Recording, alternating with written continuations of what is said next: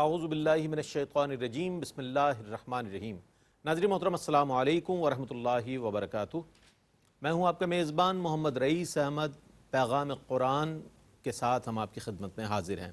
قرآن کریم کی تلاوت، ترجمہ اور تفسیر پیش کی جاتی ہے اس پروگرام میں، اور آج انشاءاللہ پہلے پارے کی سورہ بقرہ کی آیت 113 تا پہلے پارے کے اختتام تک کی آیات کی تلاوت فرمائیں گے قاری نعمان نعیمی صاحب۔ السلام علیکم ورحمۃ اللہ وبرکاتہ۔ وعلیکم السلام ورحمۃ اللہ وبرکاتہ۔ اور ناظرین گرامی، ان آیات بینات کی تفسیر کے لیے ہمارے درمیان موجود ہیں ملک ممتاز و معروف عالم دین حضرت علامہ محمد شہزاد مجددی صاحب۔ السلام علیکم ورحمۃ اللہ وبرکاتہ۔ وعلیکم السلام ورحمۃ اللہ۔ الحمدللہ ناظرین گرامی، قرآن کریم کی تلاوت کا آغاز کیا جا رہا ہے۔ ملک ممتاز و معروف قاری جناب قاری نعمان نعیمی ہمارے درمیان موجود ہیں۔ جی بسم اللہ۔ اعوذ باللہ من الشیطان الرجیم، بسم اللہ الرحمن الرحیم۔ وقالت اليهود ليست النصارى على شيء وقالت النصارى ليست اليهود على شيء وهم يتلون الكتاب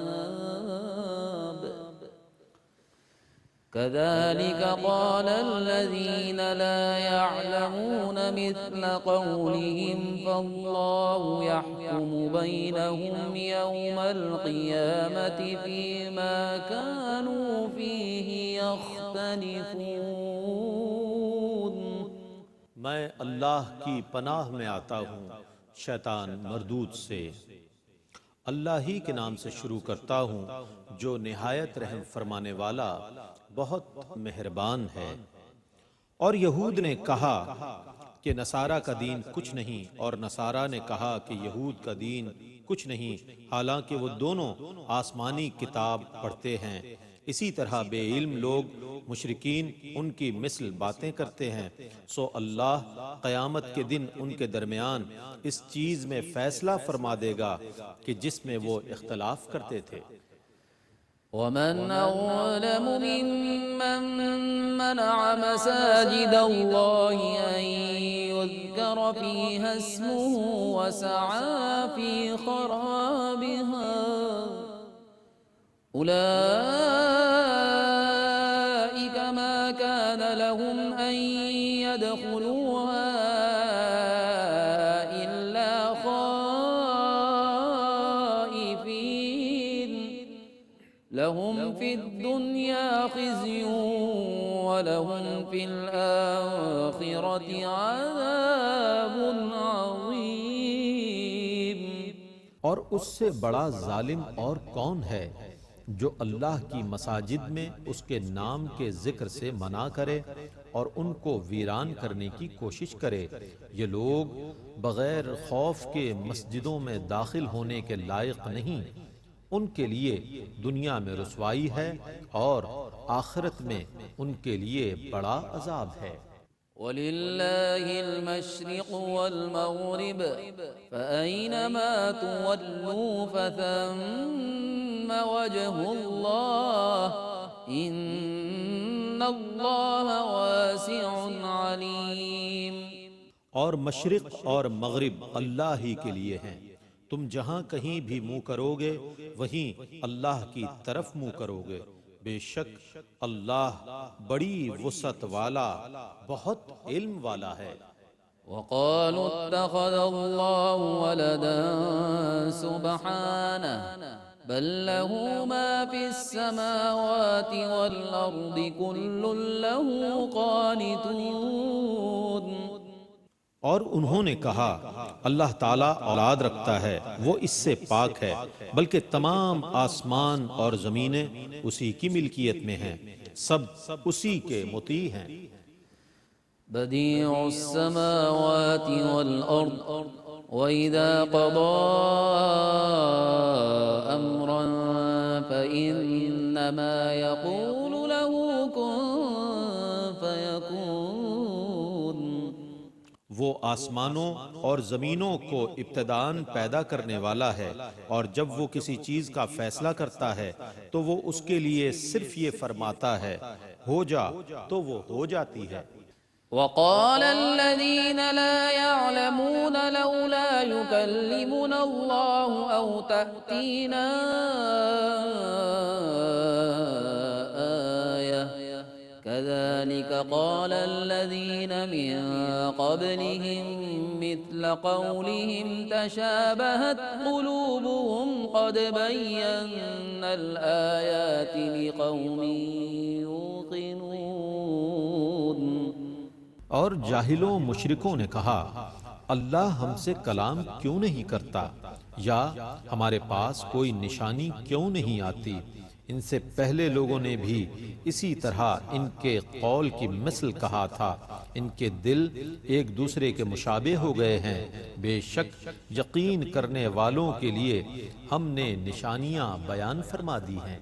إنا أرسلناك بالحق بشيرا ونذيرا ولا تسأل عن أصحاب الجحيم۔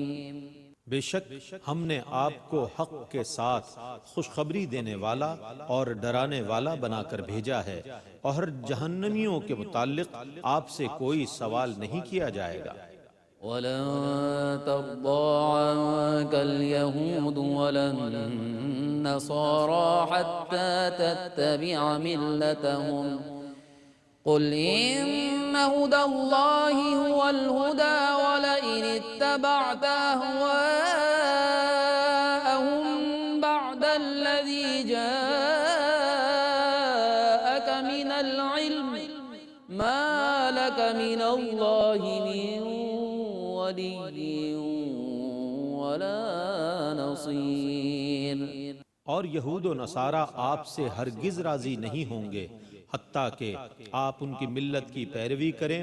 آپ کہیے کہ اللہ کی دی ہوئی ہدایت ہی حقیقت میں ہدایت ہے، اور اے مخاطب جبکہ تیرے پاس علم آ چکا ہے اس کے بعد بھی تو نے ان کی خواہشوں کی پیروی کی، تو تجھے اللہ کے عذاب سے بچانے کے لیے کوئی دوست ہوگا اور نہ کوئی مددگار۔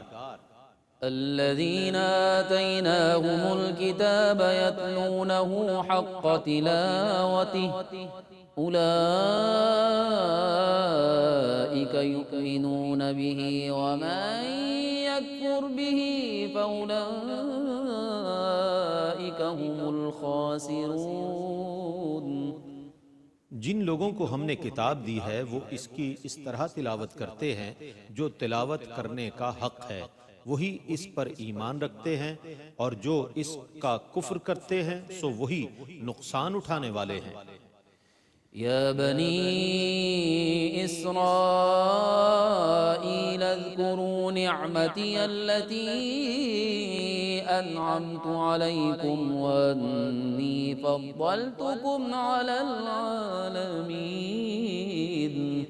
اے بنو اسرائیل میری ان نعمتوں کو یاد کرو جو میں نے تم پر انعام کی ہیں، اور بے شک میں نے تم کو تمہارے زمانے میں تمام جہانوں پر فضیلت دی ہے۔ واتقوا يوما لا تجزي نفس عن نفس شيئا ولا يقبل منها عدل ولا تنفعها شفاعة ولا هم ينصرون۔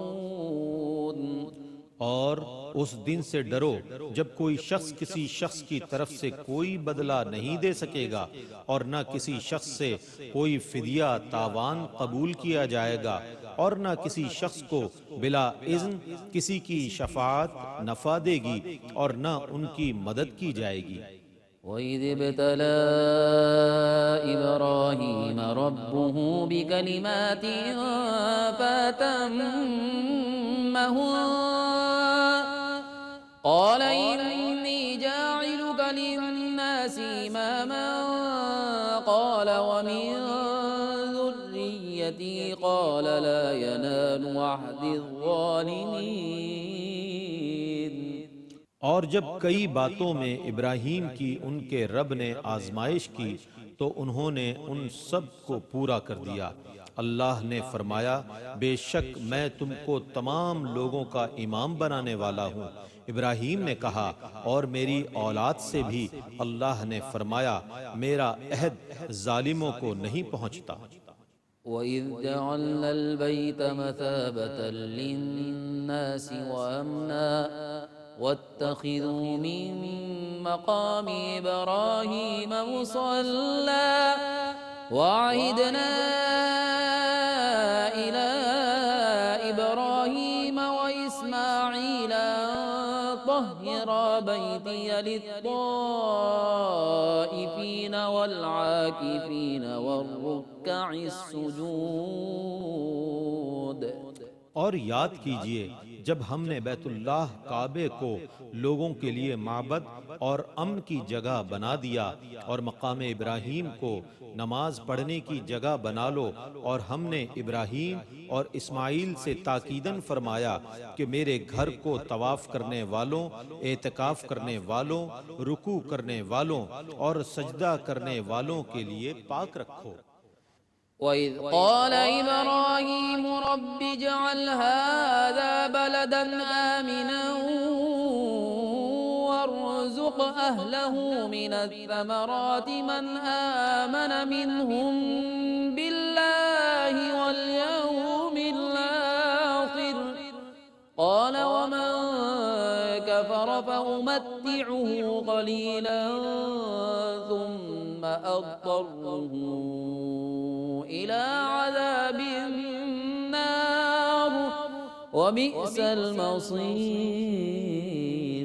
اور یاد کرو جب ابراہیم نے کہا اے میرے رب اس جگہ کو امن والا شہر بنا دے، اور اس میں رہنے والوں میں سے جو اللہ اور یوم آخر پر ایمان لائیں ان کو پھلوں سے رزق عطا فرما۔ فرمایا اور جس نے کفر کیا میں اس کو بھی تھوڑا سا فائدہ پہنچاؤں گا، پھر اس کو مجبور کر کے دوزخ میں ڈالوں گا، اور وہ کیا ہی برا ٹھکانہ ہے۔ وَإِذْ يَرْفَعُ إِبْرَاهِيمُ الْقَوَاعِدَ مِنَ الْبَيْتِ وَإِسْمَاعِيلُ رَبَّنَا تَقَبَّلْ مِنَّا إِنَّكَ أَنتَ السَّمِيعُ الْعَلِيمُ۔ اور یاد کیجئے جب ابراہیم اور اسماعیل کعبے کی بنیادیں اٹھا رہے تھے اور اس وقت وہ یہ دعا کر رہے تھے اے ہمارے رب ہم سے قبول فرما، بے شک تو بہت ہی سننے والا خوب جاننے والا ہے۔ ربنا وجعلنا مسلمين لك ومن ذريتنا أمة مسلمة لك وارنا مناسكنا وتب علينا إنك أنت التواب الرحيم۔ اے ہمارے رب اور ہمیں خاص اپنی فرما برداری پر برقرار رکھ، اور ہماری اولاد میں ایک امت کو خاص اپنا فرما بردار کر، اور ہمیں حج کی عبادات بتا اور ہماری توبہ قبول فرما، بے شک تو ہی بہت توبہ قبول فرمانے والا بہت رحم فرمانے والا ہے۔ ربنا وابعث فيهم رسولا منهم يتلو عليهم آياتك ويعلمهم الكتاب والحكمة ويزكيهم إنك أنت العزيز الحكيم۔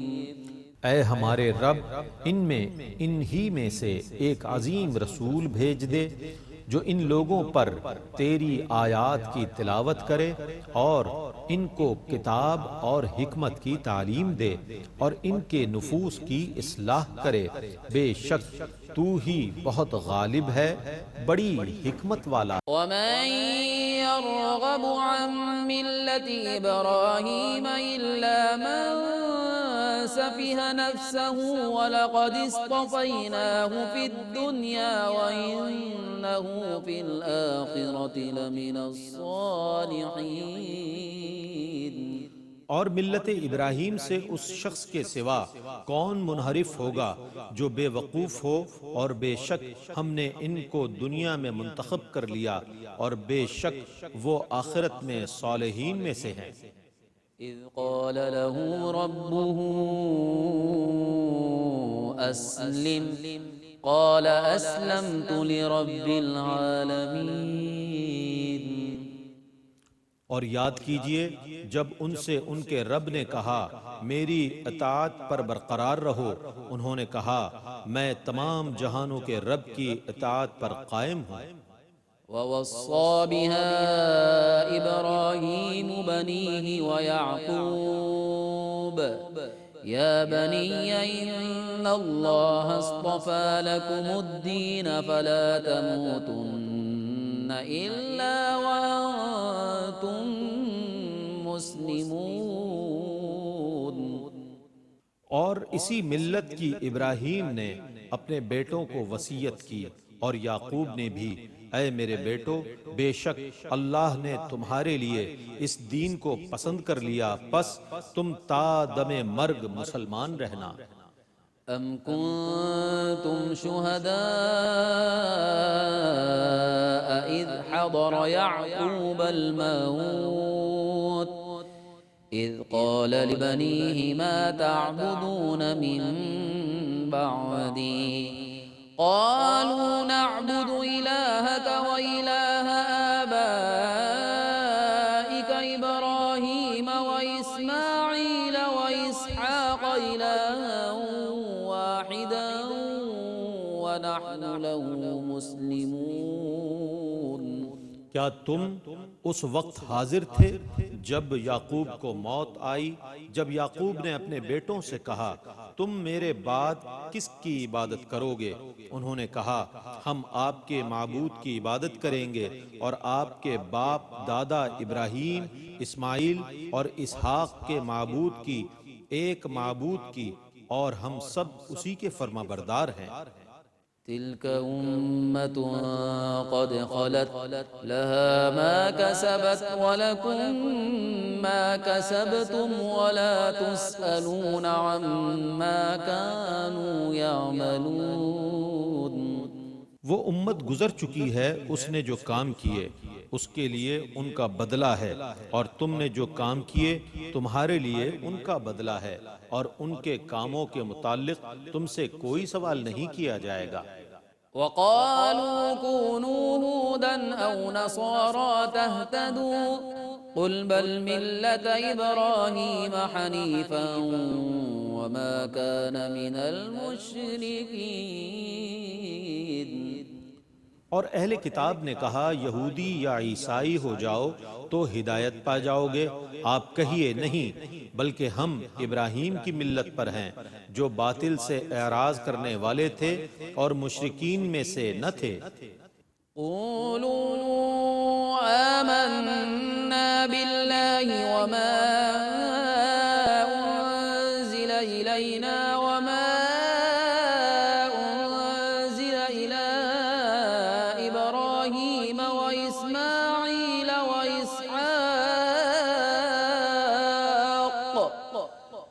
وإسماعيل وإسحاق ويعقوب والأسباط وما أوتي موسى وعيسى وما أوتي النبيون من ربهم لا نفرق بين أحد منهم ونحن له مسلمون۔ مسلمانوں تم کہو ہم اللہ پر ایمان لائے اور اس پر جو ہماری طرف نازل کیا گیا اور اس پر جو ابراہیم، اسماعیل، اسحاق، یعقوب اور ان کی اولاد پر نازل کیا گیا، اور اس پر جو موسیٰ اور عیسیٰ کو دیا گیا، اور اس پر جو دوسرے نبیوں کو ان کے رب کی طرف سے دیا گیا۔ ہم ایمان لانے میں نبیوں میں سے کسی ایک میں بھی فرق نہیں کرتے اور ہم اسی ایک رب کے فرما بردار ہیں۔ فَإِنْ آمَنُوا بِمِثْلِ مَا آمَنْتُمْ بِهِ فَقَدِ اهْتَدَوْا وَإِنْ تَوَلَّوْا فَإِنَّمَا هُمْ فِي شِقَاقٍ فَسَيَكْفِيكَهُمُ اللَّهُ وَهُوَ السَّمِيعُ الْعَلِيمُ۔ سو اگر وہ ان کی مثل پر ایمان لے آئیں جن پر تم ایمان لائے ہو تو بے شک وہ ہدایت پائیں گے، اور اگر وہ انحراف کریں تو جان لیجئے کہ وہ محض ضد اور ہٹ دھرمی پر ہیں، تو ان قریب ان کے شر سے بچانے کے لیے اللہ آپ کو کافی ہوگا، اور وہ بہت سننے والا خوب جاننے والا ہے۔ صبغة الله ومن أحسن من الله صبغة ونحن له عابدون۔ تم ان سے کہو ہم نے خود کو اللہ کے رنگ میں رنگ لیا، اور اللہ کے رنگ سے اور کس کا رنگ بہتر ہوگا، اور ہم اسی کی عبادت کرتے ہیں۔ قل أتحاجوننا في الله وهو ربنا وربكم ولنا أعمالنا ولكم أعمالكم ونحن له مخلصون۔ آپ کہیے کیا تم اللہ کے متعلق ہم سے بحث کرتے ہو، حالانکہ وہ ہمارا رب ہے اور تمہارا رب ہے، اور ہمارے لیے ہمارے اعمال ہیں اور تمہارے لیے تمہارے اعمال ہیں، اور ہم اسی کے ساتھ مخلص ہیں۔ أم تقولون إن إبراهيم وإسماعيل وإسحاق ويعقوب والأسباط كانوا هودا أو نصارى قل أنتم أعلم أم الله ومن أظلم ممن كتم شهادة عنده من الله وما الله بغافل عما تعملون۔ کیا تم کہتے ہو کہ بے شک ابراہیم، اسماعیل، اسحاق، یعقوب اور ان کی اولاد یہودی یا عیسائی تھے؟ آپ کہیے کیا تم زیادہ جاننے والے ہو یا اللہ؟ اور اس سے زیادہ کون ظالم ہوگا جس نے اس شہادت کو چھپایا جو اس کے پاس اللہ کی طرف سے ہے، اور اللہ تمہارے کاموں سے غافل نہیں ہے۔ تلك أمة قد خلت لها ما كسبت ولكم ما كسبتم ولا تسألون عما كانوا يعملون۔ وہ ایک امت ہے جو گزر چکی ہے، اس نے جو کام کیے اس کے لیے ان کا بدلہ ہے، اور تم نے جو کام کیے تمہارے لیے ان کا بدلہ ہے، اور ان کے کاموں کے متعلق تم سے کوئی سوال نہیں کیا جائے گا۔ ماشاءاللہ۔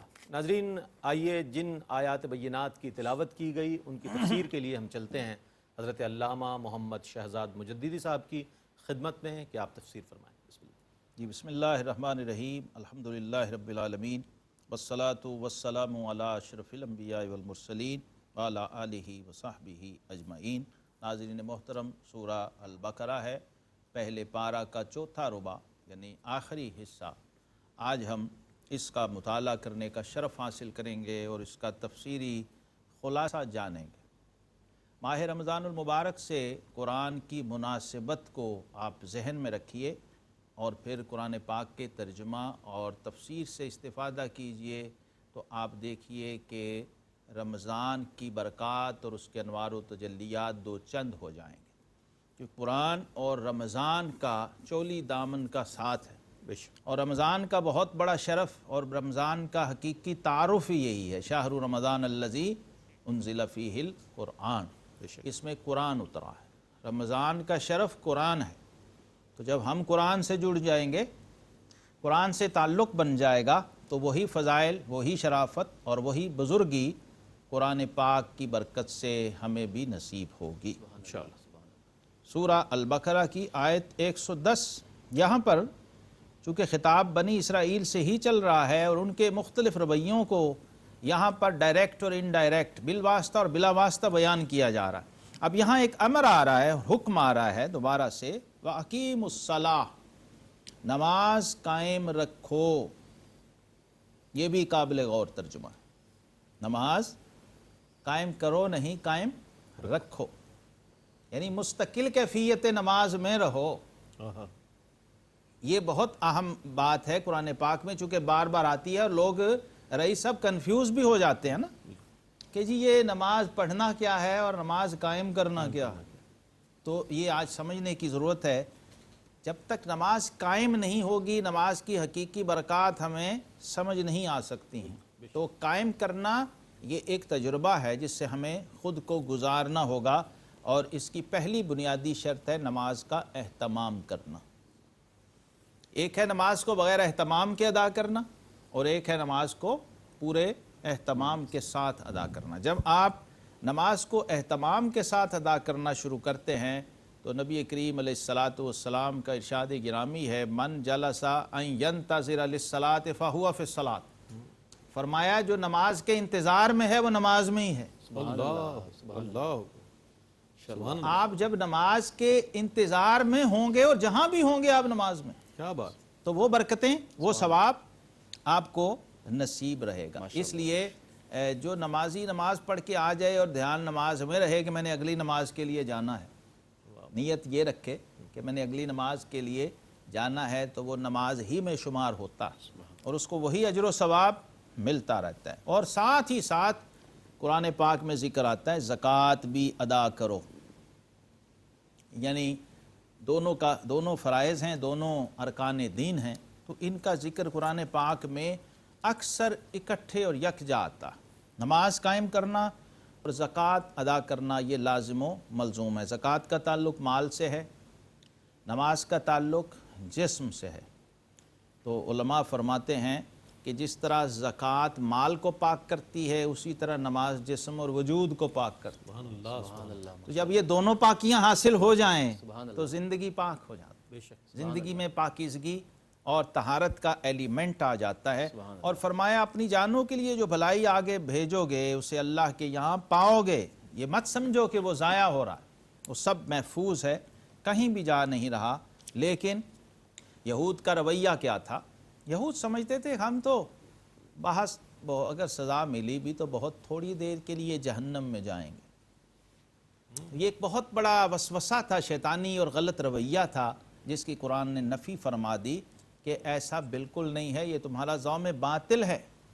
اور فرمایا حبیب ان سے کہیے قُلْ هَاتُوا بُرْهَانَكُمْ إِن كُنتُمْ صَادِقِينَ، اگر تم سچے ہو تو اپنی سچائی کی کوئی دلیل لاؤ۔ پھر ایک رویہ اکثر مذاہب کے اندر اور مسالک کے اندر یہ پایا جاتا ہے کہ ایک مذہب دوسرے مذہب کی نفی کرتا، ایک مسلک دوسرے مسلک کی نفی کرتا ہے اور اس کا انکار کرتا ہے۔ اس کو بھی قرآن نے ایڈریس کیا ہے۔ یاد رکھیے کہ بنی اسرائیل میں یہود اور نصارہ دونوں ہیں، یہاں خاص طور پہ یہود سے خطاب چل رہا ہے اور ان کے رویوں پہ بات ہو رہی ہے۔ یہ ایک ان کا مذہبی تعصب تھا جس کو قرآن نے بیان کیا، وقالت الیہود لیست النصارى علی شیء۔ کہتے ہیں حبیب جب آپ یہود کو دعوت دیں گے نا تو وہ اپنے سامنے نصارہ کی فضیلت برداشت نہیں کریں گے۔ جو تورات پہ ایمان رکھ رہے ہیں وہ زبور کا انکار کر رہے ہیں، اور وقالت النصارى لیست الیہود ولا شیء، جب نصارہ سے مخاطب ہوں گے وہ کہیں گے جناب یہود کوئی چیز نہیں، ہم نہیں مانتے۔ گویا قرآن نے ان کے اس رویے کو بھی ایکسپوز کر دیا کہ یہودی جو ہیں وہ نصارہ کا انکار کر رہے ہیں، نصارہ یہود کا، حالانکہ دونوں ہی کتاب والے ہیں، دونوں اہل کتاب ہیں اور کتاب پڑھنے والے ہیں، اہل علم ہیں۔ یہ علماء کے رویے کی بات ہو رہی ہے اور قرآن کہہ رہا ہے اسی طرح ان جاہلوں نے ان کی سی بات کہی تو اللہ قیامت کے دن ان میں فیصلہ کر دے گا جس بات میں یہ جھگڑ رہے ہیں، یعنی حق اور باطل واضح ہو جائیں گے۔ اسلام کے آنے سے حق اور باطل کا یہ فرق بھی واضح ہوا۔ اسلام نے یعنی قرآن نے تورات کی بھی تصدیق فرمائی، انجیل کی بھی تصدیق فرمائی، لیکن جن لوگوں نے تورات اور انجیل کے اندر تحریفات کر دی تھیں، مانوی اور صوری ان کا پردہ چاک کیا اور ان کے جو بطلان مذہب تھا اور ان کے جو نظریات کی خرابی تھی اس کو بیان کر دیا۔ سورہ البقرہ کے اندر ایک اور بہت اہم نقطہ جو بیان ہوا آیت نمبر 114 میں، یہ بھی بہت قابل توجہ ہے۔ فرمایا اس سے بڑھ کر ظالم کون ہے جو اللہ کی مسجدوں کو روکے ان میں نام خدا لیے جانے سے اور ان کی ویرانی میں کوشش کرے۔ ان کو نہ پہنچتا تھا کہ مسجدوں میں جائیں مگر ڈرتے ہوئے، ان کے لیے دنیا میں رسوائی ہے اور ان کے لیے آخرت میں بڑا عذاب۔ مسجد اللہ کا گھر ہے، اللہ رب العزت نے یہ گھر دنیا میں شاید واحد گھر ہے جس میں گھر والا خود مقیم اور مکین نہیں۔ اللہ کا گھر ہے لیکن اللہ نے یہ گھر اپنے بندوں کو دے دیا کہ بندو اس میں آؤ، رہو، ٹھہرو اور میرا ذکر کرو اور میری عبادت کرو۔ اور اذکار دینی میں ناظرین سب سے بڑا عمل جو ہے وہ اللہ کا ذکر ہے۔ اب یہاں اس کی ذرا آپ اہمیت کا اندازہ کیجئے۔ فرمایا اس شخص سے بڑھ کر ظالم کوئی نہیں ہے جو اللہ کے گھر میں اللہ کے ذکر سے روکے، کیونکہ اللہ کے گھر آباد ہوں گے اللہ کے ذکر سے۔ لوگ سمجھتے ہیں کہ بڑی بڑی آرائش اور ڈیکوریشن کر دینے سے مسجدیں آباد ہوتی ہیں، ایسا نہیں ہے۔ اگر آپ قرآن و سنت سے رہنمائی لیں تو قرآن ہمیں یہ بتاتا ہے کہ اللہ کے گھر اللہ کے ذکر کے لیے ہے اور یہ ذکر ہی سے آباد ہوگا۔ اس لیے آقا کریم علیہ السلام کا فرمان ہے، فرمایا کہ جب جنت کے باغوں میں سے گزرو تو خوب پھل کھایا کرو۔ صحابہ نے پوچھا حضور جنت کے باغ کیا ہیں؟ فرمایا المساجد، سبحان اللہ، سبحان المساجد ریاض الجنہ، سبحان اللہ، مسجدیں جنت کے باغات ہیں۔ سبحان اللہ۔ اور صحابہ نے پوچھا حضور جنت کے پھل کیا ہیں؟ فرمایا سبحان اللہ والحمد للہ ولا الہ الا اللہ واللہ اکبر۔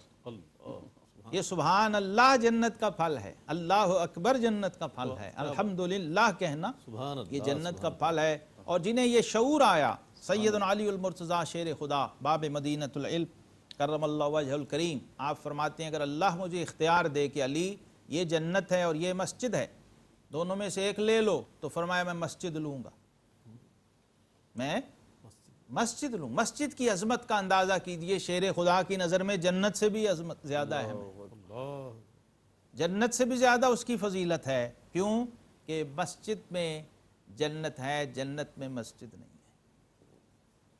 جنت میں مسجد نہیں ہوگی ناظرین، وہاں پر بندہ چاہے گا کہ میں اللہ کی عبادت کروں، اللہ کا ذکر کروں، لیکن مسجد نہیں ہوگی، عبادت کر سکے گا۔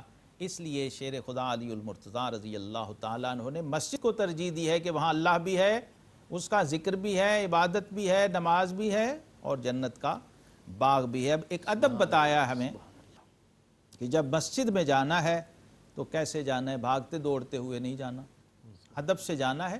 اور آقا کریم علیہ السلام نے فرمایا وقار سے چلتے ہوئے جاؤ، اللہ کا ذکر کرتے ہوئے جاؤ اور باوضو جاؤ، تو جو قدم بھی مسجد کی طرف جاتے ہوئے اٹھایا جائے گا اس پر ایک گناہ کبیرہ معاف ہو جائے۔ اللہ، اتنا بڑا عمل ہے صرف مسجد کی طرف چل کے جانا۔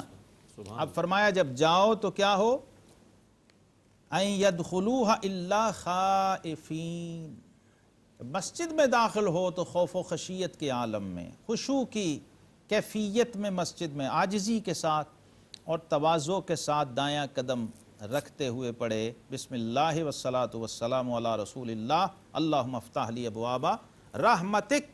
اور پھر ایک تہذیبی رویے کی بات کی ہے اسی پارے میں، سورہ البقرہ آیت نمبر 120 البقرہ میں اللہ تبارک و تعالی نے ایک خاص رویہ جو تہذیبی سطح پہ یہود اور نصارہ کے اندر پایا جاتا تھا اور پایا جاتا ہے، آج بھی موجود ہے، یہ اس کو بیان کر دیا اہل ایمان کے لیے۔ فرمایا لن ترضی عنک الیہود ولا النصارى حتی تتبع ملتہم۔ ظاہر ہے اہل اسلام نے ہمیشہ حسن سلوک کا مظاہرہ کیا، نبی کریم علیہ السلام نے اپنی شان رحمت للعالمینی سے ان کے لیے اپنے دروازے کھولے، اپنے بازو پھیلائے، دعوت حق پیش کی۔ صحابہ کرام علیہم الرضوان نے کمال تواضع اور حسن سلوک سے ان لوگوں کو دعوت حق پیش کی اور کمال یہ ہے کہ یہ لوگ اسلام کا حق ہونا جانتے تھے اور انکار کرتے تھے. اور یہ کیسے لوگ تھے میرے آقا علیہ السلام کے ماننے والے؟ وہ ان کے باطل ہونے کو جانتے تھے لیکن پھر بھی ان کی خیر خواہی کرتے تھے، اللہ کیونکہ ان کی تعلیم یہی تھی، انہیں حق کی طرف بلانا ہے. اور رب العالمین اور رحمت للعالمین کی نسبت کا یہ تقاضا ہے کہ اہل ایمان ہمیشہ خیر خواہی رکھتے ہیں پوری نسل انسانی کی، تمام انسانیت کی. کوئی بھی مذہب ہو ان کا، انہیں بچاتے ہیں اس تباہی اور ہلاکت کے گڑھے سے اللہ اکبر، جس سے بچنے کے لیے اللہ تبارک و تعالیٰ نے اس امت کی یہ ڈیوٹی لگائی ہے کہ آپ نے انسانوں کو بچانا ہے.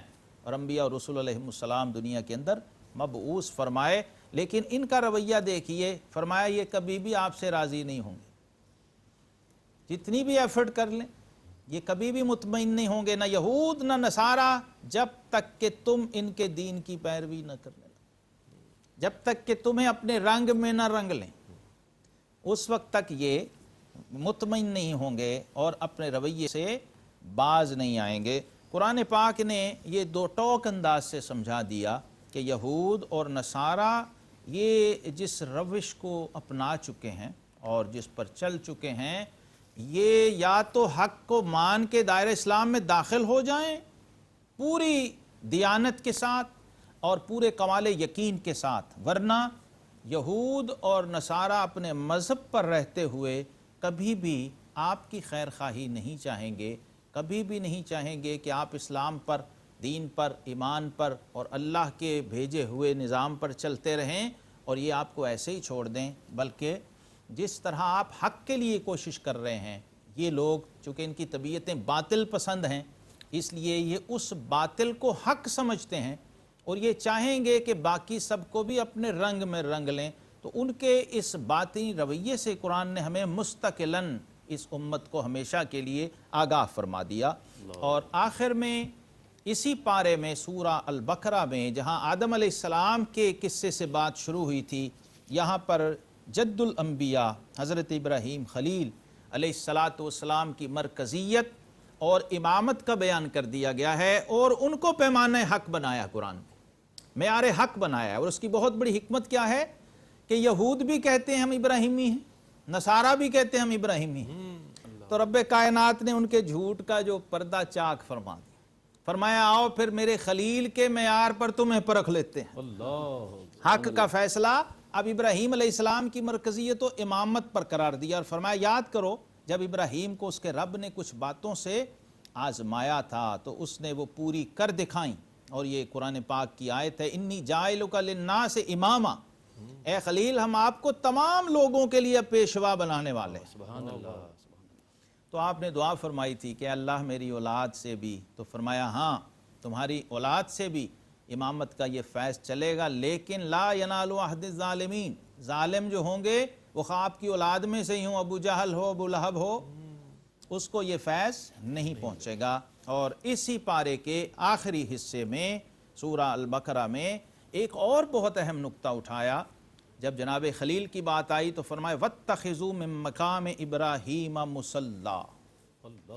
اللہ مقام ابراہیم وہ پتھر ہے ناظرین، آج بھی ساری دنیا جانتی ہے اور تمام اہل ایمان جا کے اس کی زیارت کرتے ہیں، جس پر جناب ابراہیم خلیل علیہ السلام کے قدموں کے نشان ہیں.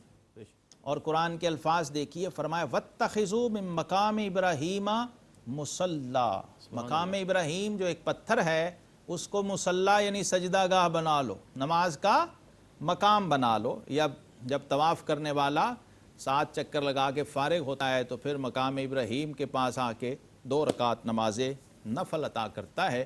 اس آیت کو موافقات عمر میں شمار کیا جاتا. سیدنا عمر فاروق رضی اللہ تعالیٰ کی خواہش اور فرمائش پر مقام ابراہیم کو مصلہ بنایا گیا تھا. سبحان اللہ. آپ نے آقا علیہ السلام کی بارگاہ میں یہ عرض کی تو اللہ رب العزت نے یہ آیت اتار دی کہ اے حبیب اب اپنے غلاموں کو کہہ دیجئے کہ جب بھی نفل پڑھنے ہوں آ کے اس پتھر کے پاس آ کے پڑھا کریں. مقام ابراہیم کی عظمت اور مرکزیت بیان کی اور اس کا تبرک ہونا بیان کر دیا، اس کا آثار صالحین میں سے ہونا بیان کر دیا کہ یہ جنت کا پتھر ہے اور اس کو نسبت ہے ہمارے خلیل علیہ السلام کے ساتھ. اب قیامت تک حاجی آئیں گے کعبے کا طواف کریں گے اور مقام ابراہیم کی زیارت کر کے وہاں پر نفل ادا کریں گے۔ آقا علیہ السلام نے فرمایا کہ حجر اسود اور مقام ابراہیم یہ دونوں جنت کے یاقوت ہیں، اللہ اس لیے ان کی زیارت سے اہل ایمان کے گناہ مٹتے ہیں اور ان کو ثواب نصیب ہوتا ہے۔ وآخر دعوانا ان الحمدللہ رب العالمین۔ ماشاء اللہ، جزاک اللہ خیر، ماشاء اللہ۔ ناظرین گرامی، آج پہلا پارہ اپنے اختتام کو پہنچا، لیکن سورہ بقرہ جاری ہے اور آج آیت 113 سے تلاوت کی گئی، ترجمہ پیش کیا گیا اور روح پرور اور ایمان افروز خلاصہ اور تفسیر پیش کی گئی۔ اس سعادت کے سفر میں آپ کا اور ہمارا ساتھ رہا۔ اللہ تعالیٰ سے دعا ہے کہ اللہ تعالیٰ قرآن کریم کی برکتیں آپ کو اور ہم سب کو عطا فرمائے اور ملت اسلامیہ کو عطا فرمائے۔ ARYQTV کا پیغام بھی یہی ہے کہ قرآن پڑھیے اور قرآن کی تعلیمات پر عمل کیجیے، قرآن کے پیغام کو عام کیجیے۔ پیغام قرآن کے ساتھ اپنے میزبان محمد رئیس احمد کو اجازت دیجیے۔ اللہ حافظ۔